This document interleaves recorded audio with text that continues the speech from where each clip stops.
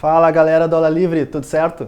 Para quem não me conhece ainda, eu sou o professor Henrique, sou professor de Física aqui do Aula Livre e hoje vou dar uma mão para vocês resolvendo questões da FUVEST. O Enem já passou, mas os principais vestibulares do Brasil ainda estão aí, entre eles a própria FUVEST, talvez seja o principal vestibular do Brasil, e eu estou aqui para ajudar vocês.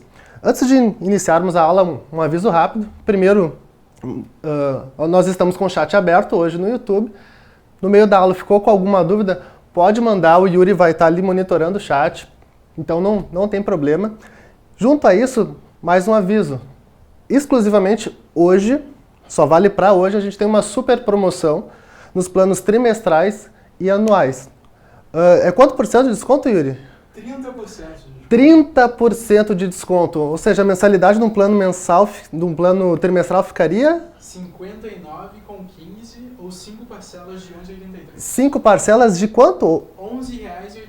11,83, ou seja, um dia no mês que você deixa de fazer comer alguma coisa fora, já paga um mês inteiro de aula para ajudar você no vestibular e, enfim, para as provas desse ano agora, do ano que vem. Temos também o plano anual, então para quem ainda não é assinante, vale a pena para ter acesso a todo o conteúdo da nossa plataforma. Então, sem mais demoras, vamos iniciar a aula. E eu peguei apenas questões da prova de 2016, ou seja, da prova para ingressar na universidade no ano de 2016. São todas questões da segunda fase. Não faria sentido agora, nesse momento, eu fazer questões da primeira fase. Então são questões, como vocês vão ver, são um pouquinho mais complicadas, né? Se compararmos com o padrão Enem, são questões muito mais numéricas. O Enem são muitas questões que a gente consegue resolver simplesmente com raciocínio lógico, às vezes com uma regrinha de 3, ou mesmo só olhando para um gráfico e interpretando. As questões da FUVEST, da segunda fase, são um pouco mais complicadas. Elas vão exigir tanto um raciocínio lógico bom, tanto um domínio conceitual também um pouco mais robusto, mas também uma parte matemática, uma parte de conta bem mais pesada. Então, vamos lá. FUVEST 2016.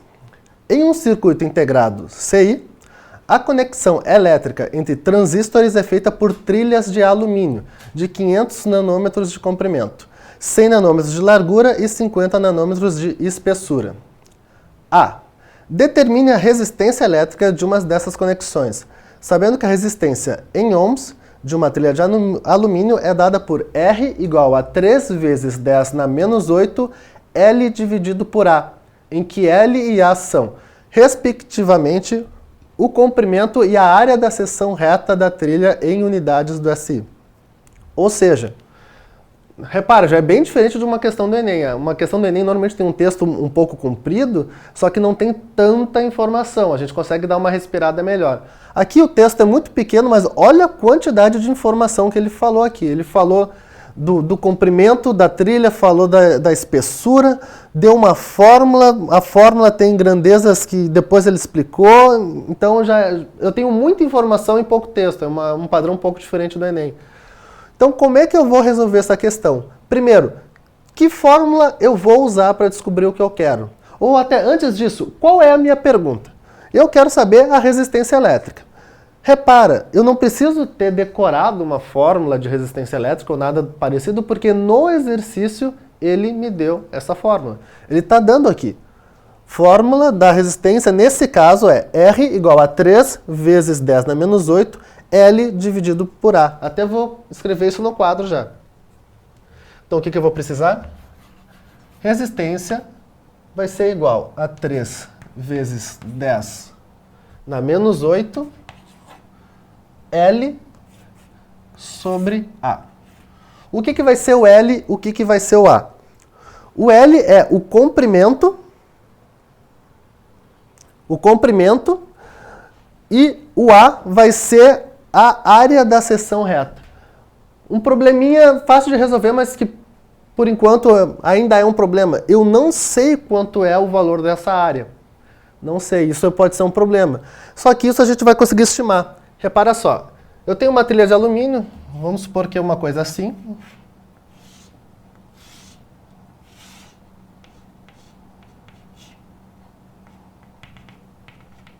Vamos supor que é uma coisa assim. Eu tenho o comprimento aqui, que nada mais é do que o L. E aqui eu vou ter uma largura e uma espessura, que vão ser 100 nanômetros e 50 nanômetros. Ou seja, o que é a área? A área é justamente isso aqui. E se eu pegar uma parte do... Vou fazer mais forte aqui. Se eu pegar uma parte desse fio, uma parte dessa trilha e cortar, como é que eu vou achar essa área? Simples, a área eu vou simplesmente multiplicar a largura e a espessura. 100 nanômetros vezes 50 nanômetros. Então, essa aqui vai ser a área que eu vou acabar colocando aqui. O L é barbada, né? O L ele já nos deu no próprio enunciado do exercício. Ele fala aqui que o comprimento é 500 nanômetros. Então, até aí, beleza.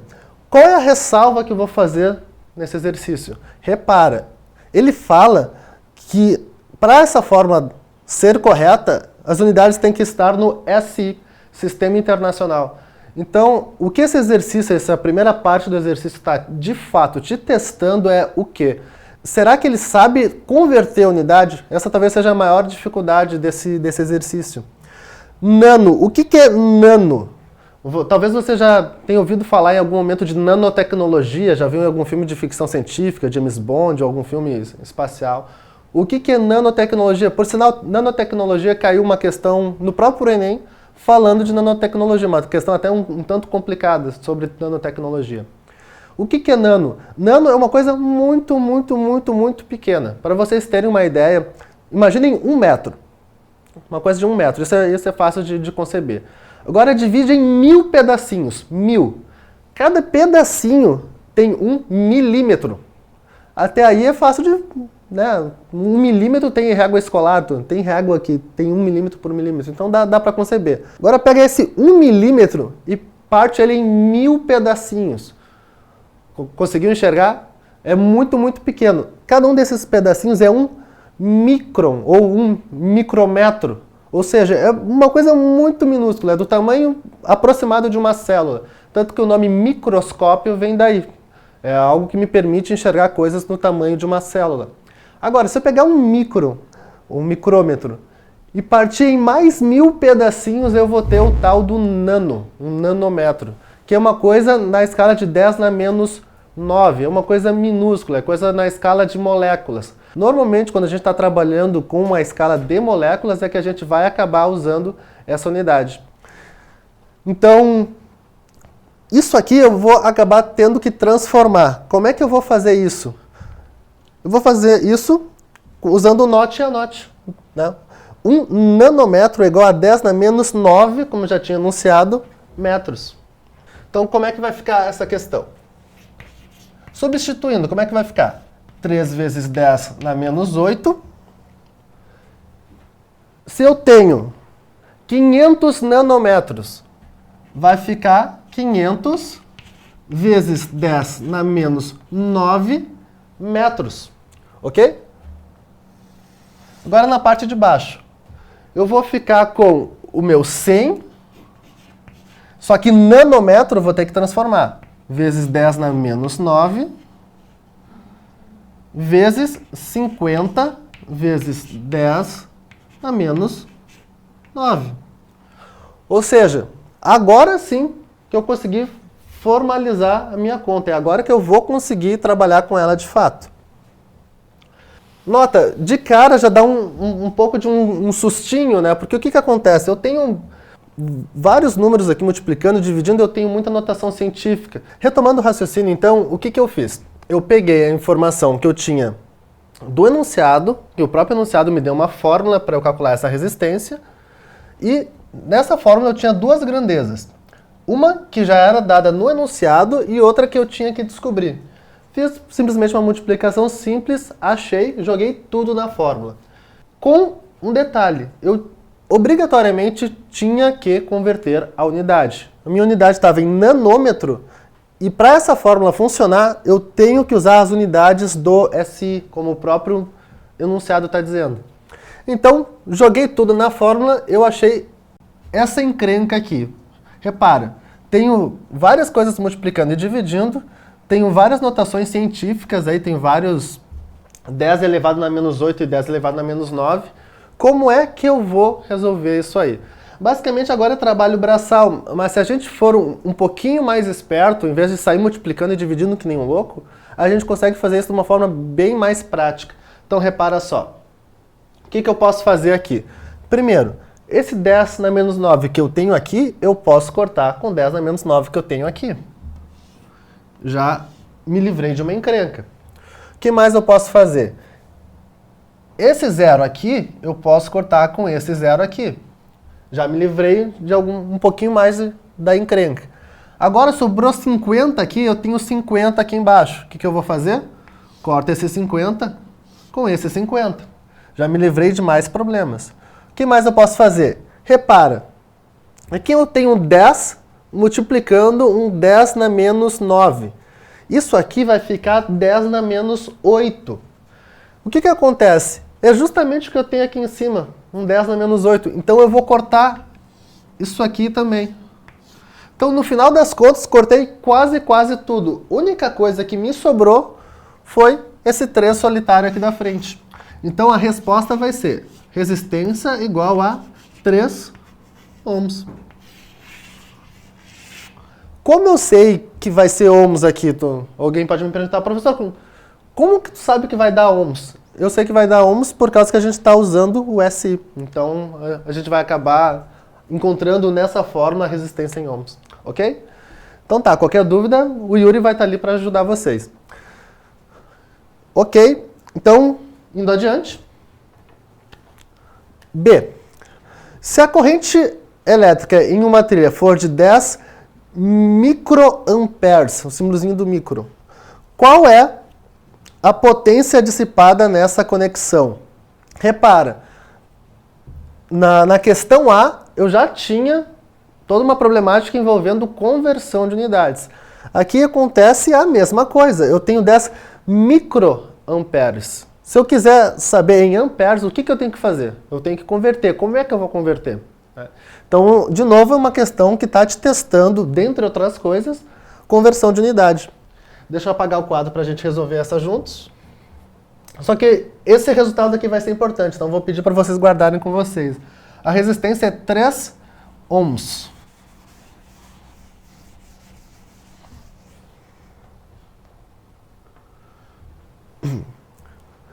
Como é que eu vou achar, então, a potência dissipada? Pensa o seguinte, existem várias expressões que acabam sendo todas conectadas uma com a outra, mas existem várias expressões que me permitem calcular potência.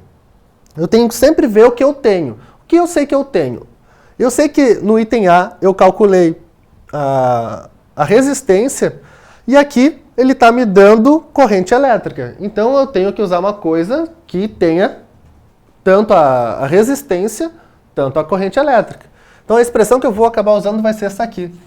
Potência vai ser igual a resistência vezes corrente ao quadrado.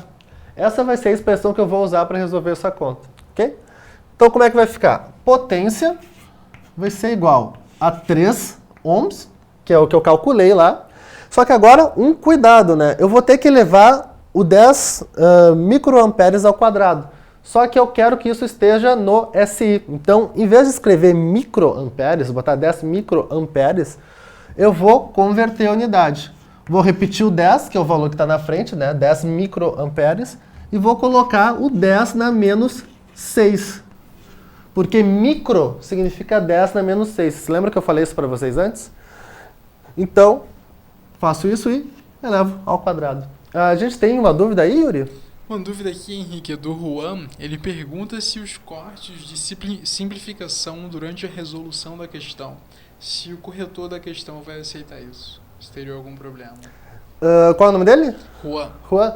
Ótima pergunta, Juan. Sim, não há absolutamente nenhum problema em se fazer isso. A matemática, na real, quando a gente está no colégio, a gente é muito imaturo, a gente acha que matemática é uma coisa que um velho chato nos ensinou lá para encher a nossa paciência e acabar com a nossa vida, né? Mas não é isso, a matemática existe para ajudar na nossa vida. E, no geral, matemáticos costumam ser bem preguiçosos, para ser bem sincero. Matemáticos e físicos não gostam de fazer conta. Matemáticos e físicos gostam de pensar, gostam de teorizar, gostam... Enfim, passar um tempo enorme fazendo conta não é muito a deles. Então, normalmente, tudo quanto é método que a gente pode usar para diminuir a fazeção de conta, né, ficar ali um tempão fazendo conta, tudo isso é válido. Claro, né, tem certas regras que a gente tem que seguir. Então, se está dentro das regras da matemática, pode usar. Isso que eu fiz de cortar os zeros e simplifica aqui, simplifica lá, isso é ótimo, isso é muito aceitável. Aliás, muitos dos avanços da matemática só foram possíveis justamente porque a gente conseguiu, ao decorrer dos anos, desenvolver métodos para diminuir o tempo que a gente perdia fazendo conta. Logaritmo, por exemplo, foi uma grande invenção, foi uma grande sacada que o pessoal usou em certa época da evolução da matemática, para diminuir o tempo de fazer conta, inclusive de astronomia, né? Ia calcular coisas de astronomia, às vezes usar um logaritmo ali, usar algumas propriedades trigonométricas ajudavam a reduzir muito o tempo de conta. Então, sempre que tiver a oportunidade de fazer uma conta de maneira elegante, só que tomando menos tempo, pegando certos atalhos, é sempre bom, é sempre bem-vindo, tá, Juan? Ótima pergunta. Mais uma, Yuri? Mais uma perguntinha aqui, Henrique, do Bernardo. Se teria algum tipo de macete para gravar essa tabela de conversão? Macetes? Assim, ó, para conversão de unidade, a gente tem, inclusive, na nossa plataforma, uma aula que eu mesmo gravei sobre conversão de unidades. Existem métodos e métodos. Tem gente que gosta de algumas frasezinhas prontas, algumas musiquinhas. Eu acho que assim, ó, de coração, a gente tem que ensinar vocês. Então, às vezes a gente acaba sendo antipático, mas a gente tem que ser para falar a verdade. A gente tem muita coisa para decorar para o vestibular. Muita coisa, muita coisa. Então, imagina, tu vai estudar biologia, tu vai estudar as briófitas, as pteridófitas, as angiospermas, as gimnospermas, e tem floema, e tem xilema. Daí tu vai estudar a célula, tu tem a mitocôndria, tu tem o complexo de Golgi, sabe? Tu tem muita coisa. E eu falei só de uma partezinha da biologia, tem mais toda a química, tem toda a física, tem toda a matemática, e tem toda a história, tem toda a geografia. É muita coisa para decorar. Então, tudo que pudesse, ao invés de ser decorado mecanicamente, do estilo pegar uma tabela e ficar se matando para decorar, a melhor maneira de fato saber isso na hora do vestibular é fazendo exercício. Porque tu acaba internalizando isso de uma forma natural e isso de fato sai natural na hora de fazer a prova. Porque tu já está acostumado. Então, a melhor maneira de se decorar essas conversões de unidade é fazendo exercício. Por exemplo, aqui, isso que a gente está fazendo aqui não deixa de estar te ajudando a decorar essas fórmulas, essas conversões de unidade. Então, na minha opinião, é muito melhor fazendo exercício, né, com base em exercícios, acabar aprendendo isso. Aliás, eu já falei isso algumas vezes, né? A palavra decorar ou saber decor vem de saber decoração. O cor é o mesmo cor do coração, né? Então, decorar, saber de coração. Recordar, passar de novo pelo coração. Concordar é quando todos estão com o coração em sintonia. Então, enfim, na hora de decorar alguma coisa, deixa para decorar biologia, que é um monte de nomezinho chato. Para física, para matemática, tenta fazer exercício e internalizar isso de uma maneira mais natural.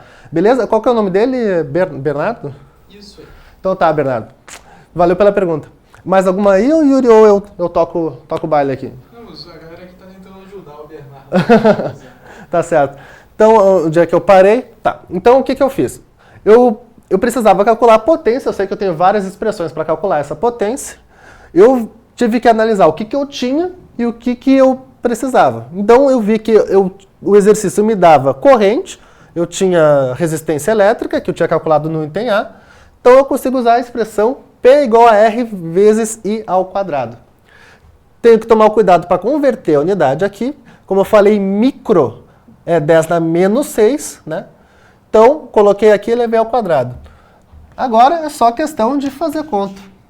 Repara, Eu tenho 10 na menos 6 aqui. Se eu multiplicar isso por 10, eu fico como? 10 na menos 5. E elevo isso ao quadrado. Agora, o que eu vou fazer aqui? Eu tenho um quadrado aqui. O que esse quadrado do lado de fora vai ter a ver com esse expoente aqui? Eu vou multiplicar. Você lembra propriedades de potenciação? O professor Jairo ensinou para vocês isso, acredito eu. Então vamos lá? Isso aqui vai ficar 10 na menos 10. Unidade de potência, watt. Está resolvida essa questão. Nota, são questões um pouquinho mais numéricas, um pouquinho mais chatinhas, mas é uma questão de segunda fase daquele que é o vestibular mais concorrido do Brasil. Não é tão difícil, vocês concordam comigo. Eu não escolhi uma questão fácil, eu peguei, abri lá, olhei as questões, vou pegar uma questão do ano passado para ser bem recente. É um pouquinho complicado, tem que ter certos raciocínios, mas não é o bicho de 7 cabeças, não é para baixar a cabeça para física. Física não é tão complicado quanto algumas pessoas querem parecer que seja, né? Então tá, partindo para o próximo exercício, enquanto eu apago o quadro. C. Considere que um determinado circuito possua 10 na 6 dessas conexões elétricas. Determine a energia E dissipada no circuito em 5 segundos de operação. Ok, o que vai acontecer? Claro? Uma questão que eu acabei esquecendo aqui uma dúvida do Pedro, na Claro. nossa plataforma, ele perguntou sobre a questão anterior. Em vez de usar P igual a RI, poderia usar primeiro V igual a RI e depois o P igual a IV? Pode. Qual é o nome dele? Pedro. Pedro, se você fizesse isso, ia estar correto. Porque, na realidade, essas várias fórmulas, tem gente que fala, não, existem 3 fórmulas para potência, uma é com tais coisas, outra é com tais coisas. Na realidade, é uma fórmula só. Uma. Só que tu vai botando meio que uma dentro da outra, tu vai meio que criando maneiras diferentes de escrever uma mesma coisa.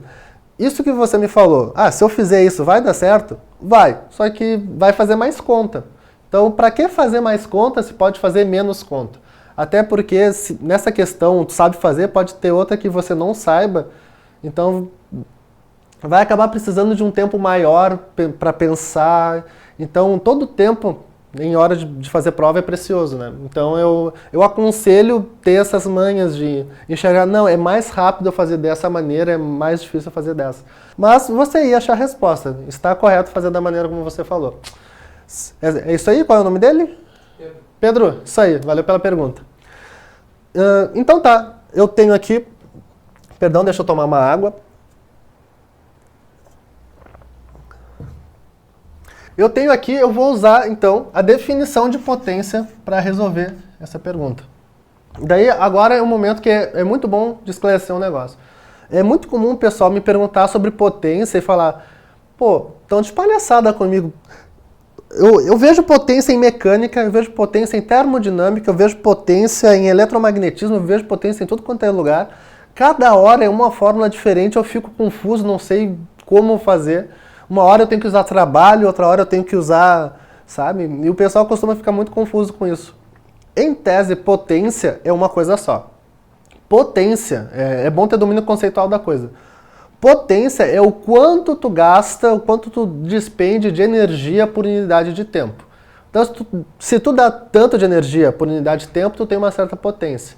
Então, isso aqui vai sempre valer para qualquer área do conhecimento. Potência é igual a energia dividido por intervalo de tempo.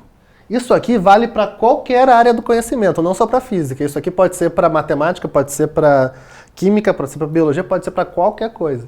E isso aqui vale para qualquer área dentro da física. Isso aqui eu posso usar para mecânica, isso aqui eu posso usar para termodinâmica, isso aqui eu posso usar para eletromagnetismo. Às vezes a gente vai achar umas expressões um pouco diferentes de potência, mas são expressões adaptadas um pouquinho para dentro daquele conteúdo. Mas essa que é a expressão geral de potência, ok? Então o que vai acontecer?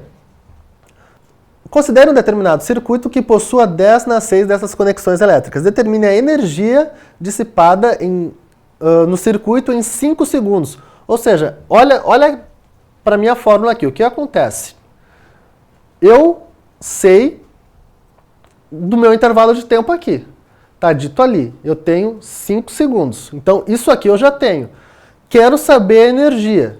Será que eu tenho a potência? Será que eu tenho a potência? Tenho. Acabei de calcular. Não foi isso que eu calculei no item anterior? Repara só. No item B, o que eu calculei era justamente a potência. Eu tinha achado lá 3 vezes 10 na menos 10 watts. Né? Então eu tenho tudo que eu preciso para calcular a C. Aliás, uma das dificuldades desse exercício é justamente essa. Né? Eu respondo a A. Para responder a B, eu preciso saber o valor do A. Ou seja, se eu não fizer a A, não faço a B. Para fazer a C, eu tenho que ter feito a B. Ou seja, nota que uma coisa vai dependendo da outra. Isso é uma das dificuldades da prova. Então vamos lá. Como é que vai ficar isso aqui? Eu posso jogar o ΔT para o outro lado, que eu vou deixar a energia sozinha, que é o que eu quero descobrir. Só que eu vou adicionar mais um detalhe. Então isso aqui vai ficar potência vezes intervalo de tempo. Eu só vou adicionar um pequeno detalhe nessa fórmula. Porque eu calculei a potência dissipada por um circuito. Mas daqui eu não quero a potência dissipada por um circuito. Eu quero a potência dissipada por 10 elevado a 6 circuitos. Ou seja, eu quero a potência de 1 milhão desses circuitos. Então, eu vou botar aqui um N, que vai representar o número de circuitos. Eu poderia só calcular isso aqui e depois multiplicar por N, em vez de botar direto na fórmula? Poderia, seria outra fórmula de fazer. Eu vou fazer direto aqui. Então, como é que vai ficar? A energia vai ficar igual a 10 na 6, que é o número de circuitos. A potência vai ser... A potência a gente calculou no item anterior, é 3 vezes 10 na menos 10. E o tempo é 5. Beleza? Então, como é que vai ficar isso aqui? O que eu vou fazer? Vou pegar outra cor aqui até. Eu vou fazer separadamente a parte com notação, a parte que eu tenho os 10 e a parte que eu não tenho os 10. Então, como é que vai ficar? 3 vezes 5, 15. 10 na 6 vezes 10 na menos 10, eu tenho que somar esses expoentes. 6 menos 10, então vai ficar 10 na menos 4. Então, assim, ó, como está aqui, já está correto, tá? Eu até... Mentira, não está correto, tem que botar unidade, se não botar unidade está errado. Então aqui já está correto. Se quiser, dá para botar em notação científica, que fica um pouquinho mais elegante. Porque aqui, para ficar em notação científica, eu tenho que deixar com uma casa só depois da vírgula. Né? Então, isso aqui vai ser a mesma coisa do que 1,5 vezes 10 elevado na... Olha só.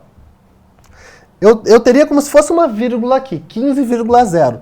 Se eu andar uma vírgula para cá, o que vai acontecer com esse menos 4 aqui? O que eu vou fazer com ele? Né? Eu vou somar mais 1. Então vai ficar 10 na menos 3. Então, tá aí a resposta do meu item C.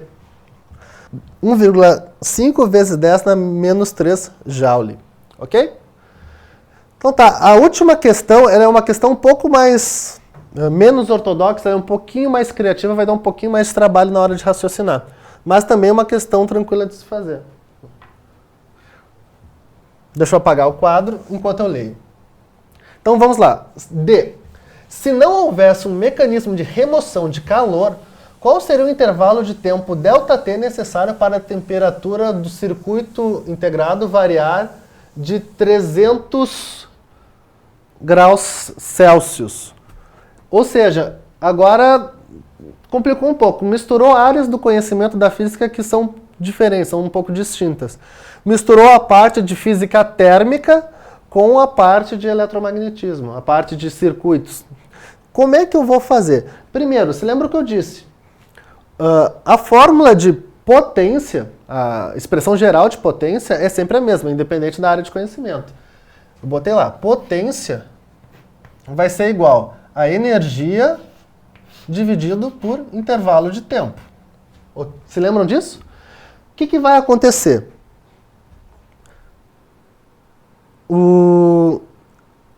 Essa energia que eu vou usar aqui, tá? Tem um pequeno porém. Isso aqui vai ser o que eu vou ter que achar. Só que não vai ser tão fácil achar isso aí. Eu tenho que fazer um processo um pouquinho indireto. Eu preciso saber o quanto de energia que eu vou precisar para aquecer 300 graus Celsius desse circuito. E para isso eu vou precisar de uma informação que está aqui no note a note, que é dado no próprio exercício, no próprio enunciado, que é a tal da capacidade térmica do meu circuito. O que vai acontecer? Eu vou deixar essa expressão de potência de lado um pouquinho.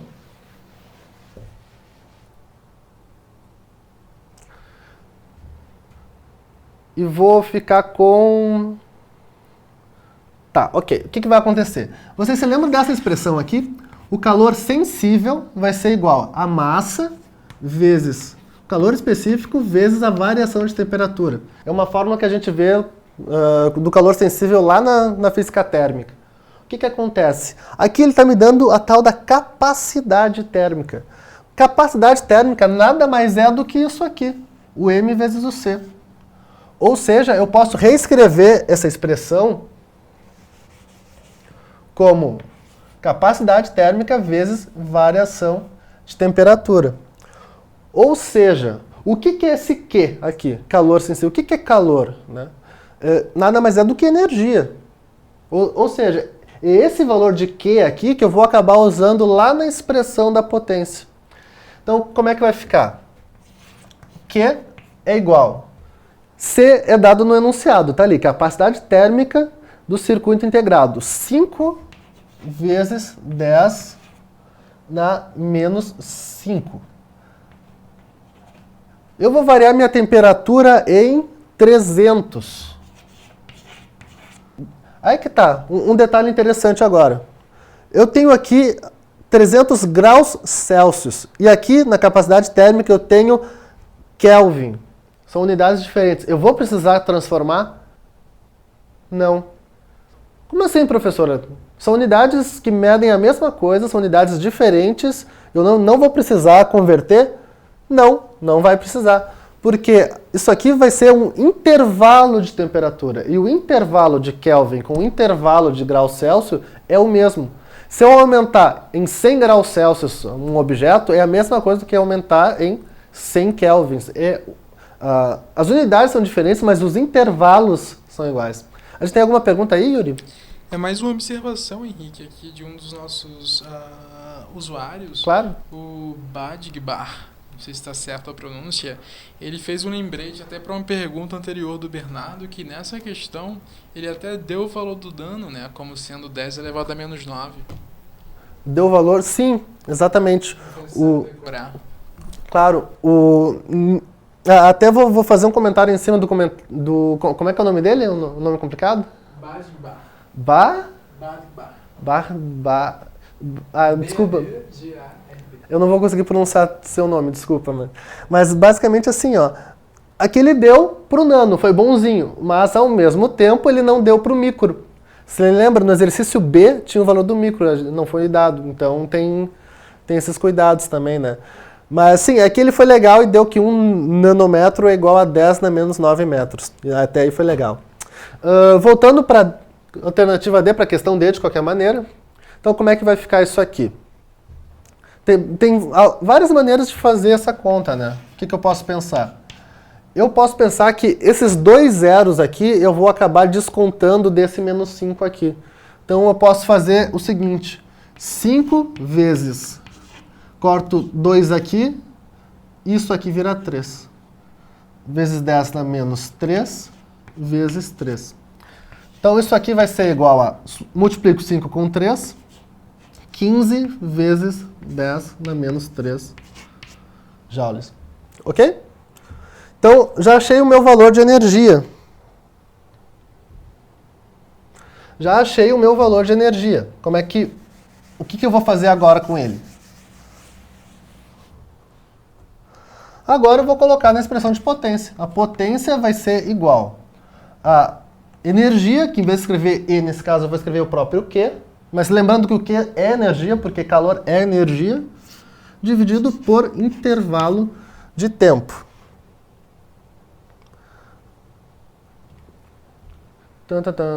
Qual seria o intervalo de tempo necessário?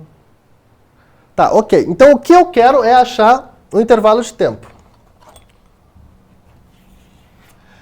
Então eu preciso de duas coisas para achar esse intervalo de tempo. Tenho o quê? Tenho. Tenho a potência? Tenho. Eu já calculei a potência em itens anteriores. Então agora é basicamente uma questão de substituir e fazer conta. Então como é que vai ficar? Vou passar o ΔT para um lado, multiplicando, e o P de potência para o outro lado dividindo.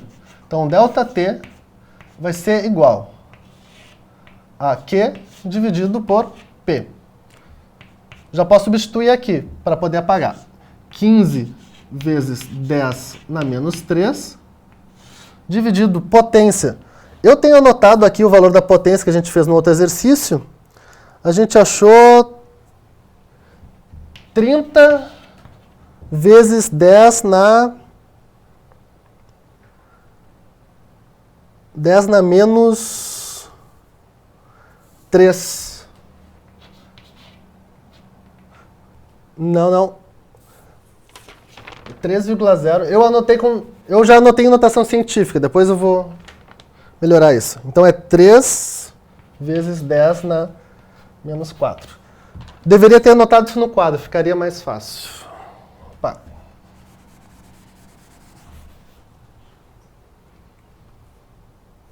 Tá. Agora é questão de fazer essa conta, né? O que eu posso fazer para facilitar a vida? Eu posso jogar esse 10 na menos 4 para o lado de cima, para a parte de cima, mudando o sinal. E, uma vez que eu faça isso, eu já posso fazer essa divisão aqui. Quanto é que é 15 dividido por 3? 5.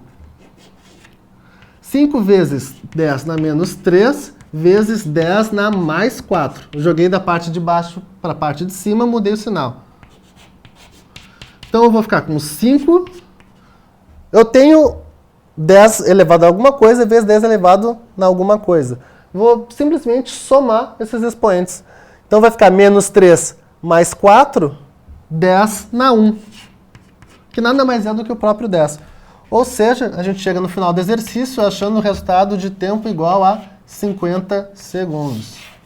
Ou seja, nessas condições, com um circuito com essa potência, com essa capacidade térmica, para ele aumentar em 300 graus a temperatura dele, seria necessário 50 segundos, ou seja, um tempo bem pequeno, né? No geral, um dos grandes problemas da computação durante muito tempo, ainda é um problema, mas durante muito tempo foi o superaquecimento. Tanto que eram necessárias salas gigantescas, arejadas, e muitas vezes com ar-condicionado, depois da invenção do ar-condicionado, com ar-condicionado muito potente, para conseguir dissipar esse calor, porque senão tu gera um superaquecimento na máquina e tu destrói ela. Tanto que você está olhando aí na sua casa a nossa aula por um computador ou por um notebook, com certeza tem um cooler no computador, um cooler no notebook, que é o ventiladorzinho para fazer o ar ventilar para conseguir esfriar um pouco. É capaz até, se você está com o notebook no colo, botar a mão embaixo do notebook e ver que ele está quente. Ou seja, nada mais é do que um circuito que está sendo aquecido, justamente porque ele dissipa energia, parte dessa energia serve não, mas essa parte dessa energia acaba gerando um aquecimento na máquina. Temos pergunta, Yuri? Não, por hora. Tá certo. Quanto tempo a gente tem de aula? Mais uns 20 minutos. 20 minutos, ok. Então vamos para a próxima questão. Questão 2. Deixa eu apagar no quadro. Enquanto isso eu vou lendo. 2. Lasers pulsados de altíssima potência estão sendo construídos na Europa. Esses lasers emitirão pulsos de luz verde e cada pulso terá 10 na 15 watts de potência e duração de cerca de 30 vezes 10 na menos 5 segundos. Nota, é uma potência enorme. Isso aqui é o número 1 seguido por 15 zeros, é uma coisa absurda. E a duração é minúscula, né? 30 vezes 10 na menos 15, imagina, é 0,00000, um monte de zero, né? 15 zero. 1, ou seja, é um número muito pequeno. Com base nessas informações, determine. E antes de eu ir para as perguntas, eu tenho aqui alguns dados. A frequência da luz verde, a velocidade da luz, a energia de um fóton, que eu já comento um pouco sobre o fóton, e eu tenho um tal de H aqui, que é um número estranho, 6 vezes 10 na menos 34 joule vezes segundo. O que é isso, né? Eu já comento um pouco do H também, o H tem a ver com física quântica. Então tá, primeira pergunta que eu quero saber. O comprimento de onda lambda da luz desse laser. Ou seja, se eu quero saber o comprimento de onda, a primeira coisa que me vem na cabeça é a equação fundamental da ondulatória. Velocidade de propagação é igual a comprimento de onda vezes frequência. Essa é a equação mais básica de toda ondulatória. Então, é a primeira coisa que me vem na cabeça. Dá para resolver com ela? Dá. Eu quero achar o comprimento de onda, que é o lambda. Preciso da velocidade de propagação e da frequência. Lendo enunciado, eu tenho os dois? Tenho. Tenho os dois. Então, o que eu vou fazer? Eu vou isolar o que eu quero saber, né? Vou jogar o F para o outro lado. Então, vou ficar lambda igual a velocidade dividido por frequência. Então tá, velocidade, aí que tá. Velocidade, o laser é uma luz, então ele vai andar na velocidade da luz, que é uma constante, 3 vezes 10 na 8 metros por segundo. Nota, tentem conceber o que significa algo andar na velocidade da luz. Isso aqui é 3 seguido por 8 zeros metros por segundo. Ou seja, em 1 segundo ele vai andar isso aqui. 1, 2, 3, 4, 5, 6, 7, 8. Em 1 segundo ele vai andar 300 milhões de metros. Em um único segundo. Isso aqui é um limite físico. Nada, é impossível algo andar acima da velocidade da luz. Né? Imagina se fosse possível, né? Olha o tamanho disso aí. Ok, mas vamos lá. Então vai ser igual a 3 vezes 10 na 8 metros por segundo, dividido pela frequência. A frequência tá ali, só um minutinho. Ah, claro, perdão. Eu estava procurando o enunciado, estava no note a note. Está aqui, frequência da luz verde, 0,6 vezes 10 na 15.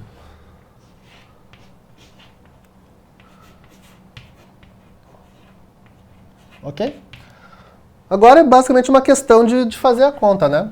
Então, lambda vai ser igual.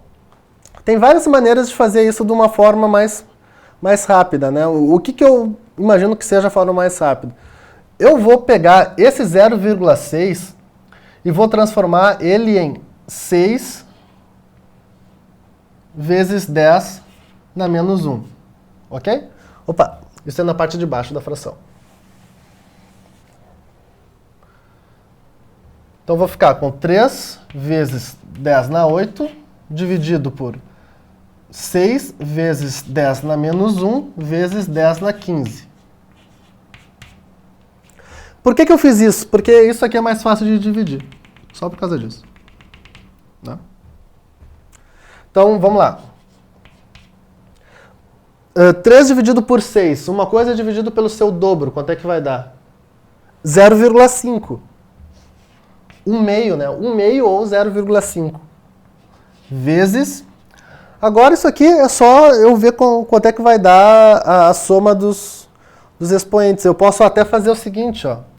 Vou jogar tudo para cima. Então, vou repetir o 10 na 8.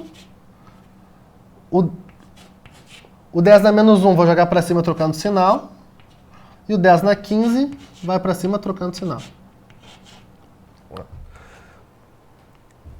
Fazer aqui em cima por uma questão de espaço. Então, resposta final, como é que vai ficar? Esse 0,5 eu posso multiplicar por esse 10 na 1, vai ficar 5. Então, lambda é igual a 5 vezes. Agora quanto é que é 10 na 8 vezes 10 na menos 15? Só somar os expoentes.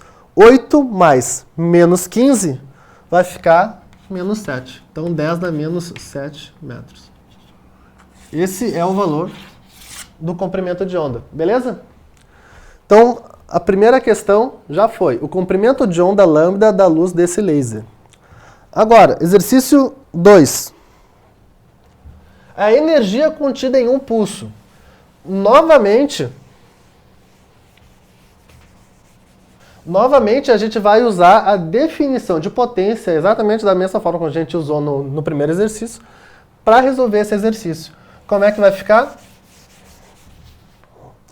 Vamos lá. Definição de potência. Energia dividido por tempo. Qual é a pergunta? Energia. Então, eu vou jogar o tempo para o outro lado para deixar a energia isolada num só lado da equação. Eu preciso saber a potência e preciso saber o tempo. Eu tenho essas duas informações? Bom, vem o pronunciado, que eu leio aqui. Esses lasers emitirão pulsos de luz verde. A cada pulso terá, potência, 10 na 15 watts. Ó, ele até fala, de potência. Então está bem explícita a informação no enunciado. E duração de cerca de 30 vezes 10 na 15 segundos. Ou seja, de novo, duração, ou seja, o intervalo de tempo que vai demorar. Então, Inês é morta. Tá pronto. É só botar aqui e fazer a conta. Então, potência vai ficar 10 na 15 vezes o intervalo de tempo, que é 30 vezes 10 na menos 15. Agora chega a ser um tanto engraçado, né? Porque olha só como é que ficou a conta. Mais fácil do que isso, a banca da FUVEST não ia fazer para ti. Por que mais fácil do que isso? Pô, eu tenho 10 na 15 e aqui eu tenho 10 na menos 15. Quanto é que é 10 na 15 vezes 10 na menos 15? Você lembra? Tem que somar os expoentes. 15 menos 15, 0. Ou seja, isso aqui eu vou cortar. Pego um giz de outra cor aqui. Opa. Cortei. Tá feita a resposta. Igual a 30 joules. Repara, esse exercício é um exercício muito tranquilo de se fazer. Porque usa a própria definição de potência, que é uma expressão um tanto manjada, não é uma expressão difícil, né? E além disso, ele está dando explicitamente o que tu precisa. Ele fala, a potência é isso, o tempo é isso, e ainda te dá os números muito confortáveis para multiplicar. Ou seja, essa é uma questão bem tranquila, essa questão 1B, ok? Deixa eu pegar o disco que caiu aqui. C. O intervalo de tempo ΔT durante o qual uma lâmpada LED de 3 watts deveria ser mantida acesa, de forma a consumir uma energia igual à contida em cada pulso. Ou seja, isso que a gente calculou aqui, esse 30, a gente vai ter que usar para o item C. Né? Então o B é fácil, mas ele, além de ser fácil, ele é essencial. Né? A gente tem que acertar o B para poder fazer a C. Então basicamente eu vou usar de novo a fórmula de potência. Não vou nem apagar a fórmula, vou deixar ela ali. O que mudou agora? O que mudou é que agora a potência, em vez de ser aquela, é uma potência de uma luz LED de 3 watts. Ou seja, vou isolar... Não preciso nem isolar. Deixa eu ver. Tá, eu vou passar o ΔT para um lado multiplicando e o P para o outro lado dividindo, por causa que agora a minha pergunta mudou. Eu quero achar o tempo. Mas repara, eu estou usando a mesma fórmula, eu só estou deixando ela numa forma mais confortável para eu resolver. Então, energia dividido por potência. O que eu vou fazer agora? Conta. Então, intervalo de tempo vai ser igual a 30, que é a energia que eu calculei, dividido por potência, que é 3. E, de novo, olha só, a gente está falando da segunda fase física, que é o bicho-papão de todo mundo. A gente está falando de uma prova de física da segunda fase do vestibular mais concorrido do Brasil. Olha essa questão. A gente resumiu ela a pegar 30 e dividir por 3. Resposta, 10 segundos. Daí eu pergunto, é difícil? É o bicho de 7 cabeças? Não, é claro que tem que conseguir enxergar o que tem que fazer, tem que ter certos cuidados, mas não é para se desesperar achando que nunca vai passar no vestibular porque física é muito difícil, não é por aí o caminho. Então pergunta, Yuri. Eu só queria aproveitar para te falar que José quis dizer que quero parabenizar o professor pela forma da abordagem dos problemas. Isso aí, valeu. Como é que o Usain Bolt... Valeu, qual é o nome dele? José. José, valeu o apoio. Então, tá, eu tava na C. Agora é a questão mais legal que tem. O que acontece? D, o número N de fótons em cada pulso. Aí entra um nomezinho chave, né? Fóton. O que é um fóton? E outra, você lembra que lá no início eu tinha chamado a atenção para esse H que está no note a note, que está ali despretensioso, como se nada existisse. O que esse H está fazendo aqui? Por que ele é um número tão estranho?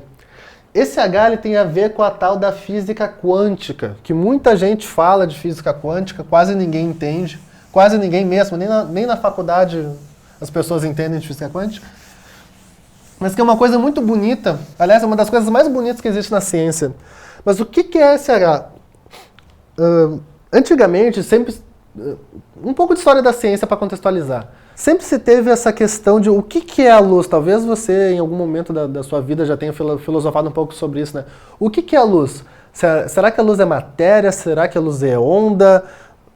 Sei lá, eu tenho uma luz ligada aqui, eu boto a minha mão aqui, eu não sinto, mas ao mesmo tempo, se eu deixar perto ali, minha mão esquenta. Então, o que é essa luz, né? E tinham várias vertentes diferentes no decorrer da ciência, e tinha muita gente que falava, não, que luz é onda, e não, luz é partícula. Luz é onda, luz é partícula, luz é onda, luz é partícula. Daí o pessoal que acreditava que luz era onda, não, luz é onda e tá aqui porque luz é onda. E mostrava, pá, bonitinho. Então tinham várias características ondulatórias da luz. Então eles provavam, entre aspas. Essa palavra em ciências é muito complicada, tipo, provar. Isso é uma coisa muito... É muito delicado falar sobre provar cientificamente. Mas, então o pessoal provou que era onda, só que o pessoal que provava que era... Tinha um pessoal que provava que era matéria, que era partícula. Então ficava uma coisa meio estranha. O que é a luz no final das contas? No final das contas, o que se ficou definido é que... o que hoje se sabe é que a luz ela tem uma dualidade. Ela é ao mesmo tempo onda e partícula. Ou melhor ainda, ao mesmo tempo ela se comporta como se fosse uma partícula e se comporta como se fosse uma onda. Então, dependendo da situação, é mais interessante para o cientista pensar na luz como se fosse uma onda ou partícula. Lá pelo início do século XX, um cara genial chamado Albert Einstein, vocês conhecem, vocês devem compartilhar várias frases que não são dele no Facebook, que eu sei. O que acontece? Ele estava trabalhando num problema sobre... efeito fotoelétrico, e ele viu que se ele juntasse aquele fenômeno com algumas coisas que já se estava ventilando na comunidade científica na época, os trabalhos do Max Planck, tudo mais, ele conseguia responder aquilo, só que para isso ele tinha que pensar que a luz era feita por vários pacotinhos de energia que posteriormente ficaram conhecidos como fótons. Ou seja, em vez de pensar na luz como se fosse uma onda contínua, ele pensou na luz feita como vários pacotinhos de energia. Daí cada pacotinho era um quantum, né? Então, física quântica vem de quantum, ou do plural quanta. Então, pacotinhos de energia. Cada fóton tem pacotinhos de energia. Então, o que é esse pacotinho de energia? E o que o H tem a ver com isso? Porque a energia que eu vou ter vai ter justamente a ver com esse H. Toda energia que eu tiver vai ser múltipla de um valor fixo, que é a tal da constante de Planck, que é esse H, a gente chama ele de H, né? Ou seja, como é que eu vou resolver esse exercício? O número de fótons em cada pulso. Bem, o que eu vou fazer? O número de fótons, vê comigo se não faz sentido. A energia total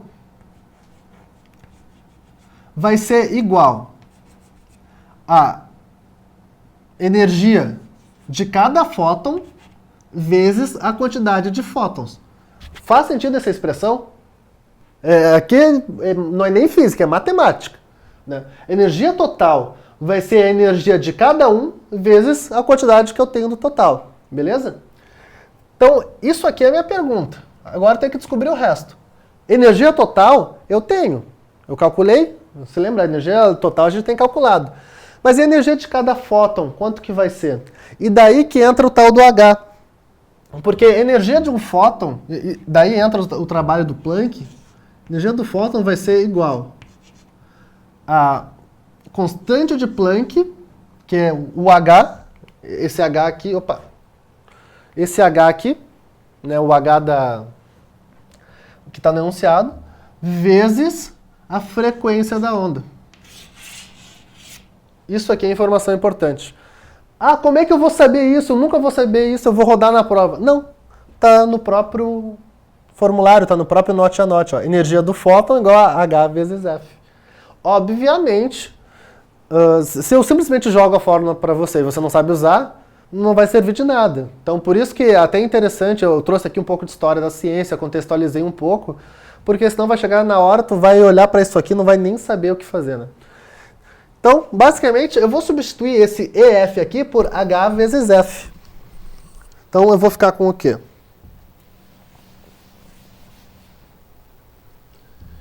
Energia total vai ser igual a H vezes F vezes N.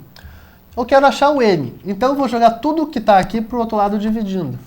N é igual a energia total vezes H vezes frequência. Agora é basicamente uma questão de substituir os valores, né? O que vai acontecer? Aqui eu vou botar o 30, que é o 30 que a gente tinha achado no item anterior, dividido por H. H é 6 vezes 10 na menos 34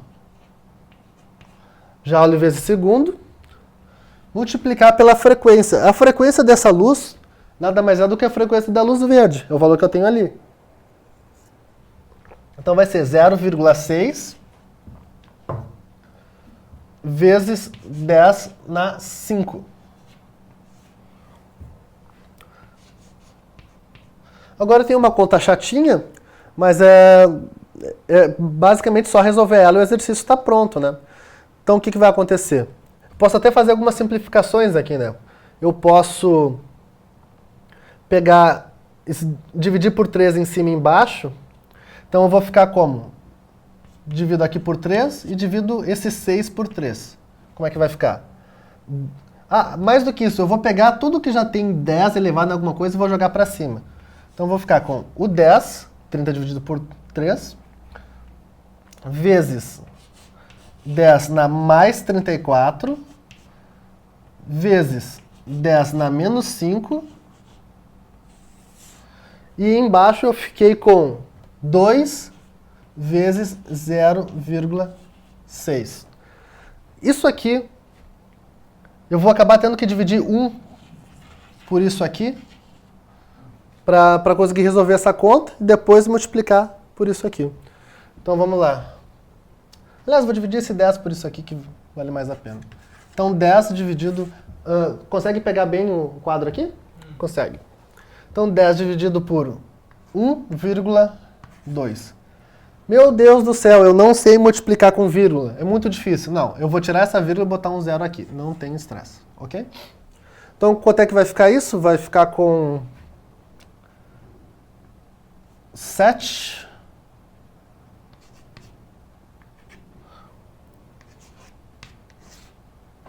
Não, dá para fazer por mais que isso. Dá para fazer por 8. 8, 16, 4. Vírgula. E eu tive uma correçãozinha ali só. Claro. Na potência 10.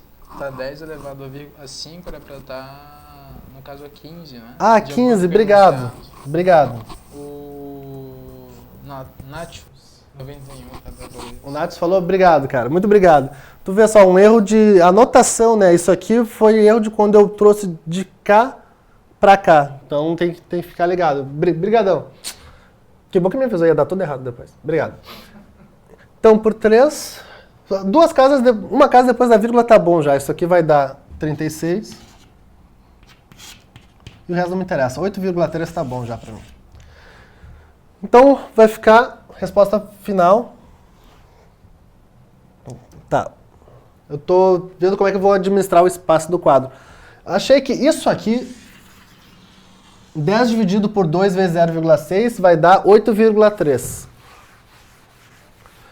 Então, continuando a nossa conta, n vai ser igual a 8,3 vezes 10 na 34 vezes 10 na 15. Menos 15, perdão, porque eu joguei para a parte de cima. Então, o número de fótons que eu vou ter vai ser 8,3 vezes, somando isso aqui, vai dar 19. 10 na 19 fótons. Ou seja, tá aí a nossa resposta. Eu tenho uma quantidade gigantesca de fótons. 8,3 vezes 10 na 19. Yuri, temos perguntas? 2 comentários, Henrique. Diga. Primeiro comentário aqui é do Juan. É uma pergunta. A notação científica se aplica apenas na física? Porque fiz uma questão de matemática e o número elevado o número elevado a negativo daria um resultado decimal, porém não bateria com nenhuma alternativa. Não, a notação científica ela é uma ferramenta que normalmente se usa na ciência, por isso notação científica, porque facilita a nossa vida na hora de trabalhar com números muito grandes ou números muito pequenos. Imagina um astrônomo, o cara está trabalhando lá com coisas, bilhões de quilômetros e vai multiplicar isso por constantes que são 0,00000, sabe? Então, tu tem números muito grandes e muito pequenos. Imagina escrever tudo isso num caderno por extenso e fazer conta, é impossível. Então, a gente costuma usar notação científica porque é mais fácil de trabalhar e a gente consegue usar um espaço mais compacto. Mas, enfim, a matemática ela instrumentaliza as ciências, então é natural que em questões de matemática também possam aparecer notação científica. Realmente, quando tem 10 elevado num número negativo, 10 dá menos alguma coisa, tu vai ter um número decimal. Só que eu não consigo te ajudar melhor quanto a isso, porque eu não vi a questão que tu está falando, né? Caso eu tivesse aqui em mãos a questão que tu me perguntou, talvez eu conseguisse te ajudar, mas manda pra gente no nosso Tira Dúvidas que eu consigo te ajudar. Mais pergunta aí, Yuri? E teve mais um comentário aqui para encerrar a aula do Neto Barbosa. Falou: mostrar conhecimento, além do próprio assunto em si, faz com que a aula seja muito mais interessante e convidativa. Parabéns. Valeu, qual é o nome dele? Neto. Neto? Isso aí, meu, tamo junto. Então tá, por hoje é isso, então. Então, pessoal, foi um grande prazer ter vocês aqui com a gente. A gente vai ter mais aulas sobre os principais vestibulares do Brasil, então não deixem de assistir. E então espero ter sido útil para vocês. Por hoje é isso, tchau, tchau.